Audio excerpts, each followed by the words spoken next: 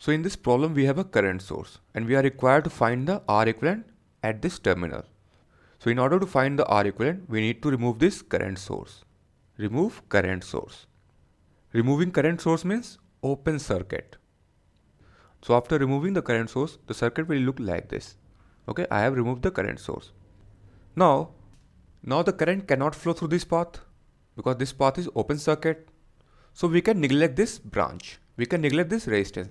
It is of no use because no current is going to flow through this path. Okay, so I can neglect this. The circuit will look like this. Okay, I have neglected the resistance.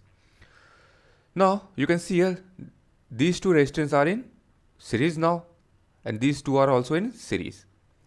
So 2 plus 1, it will become 3, and 3 plus 4, it will become 7.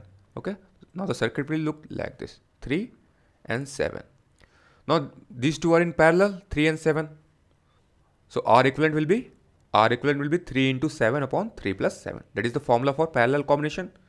So that will come out to be 21 by 10. That is 2.1 ohms. So that is how we calculate R equivalent. Okay.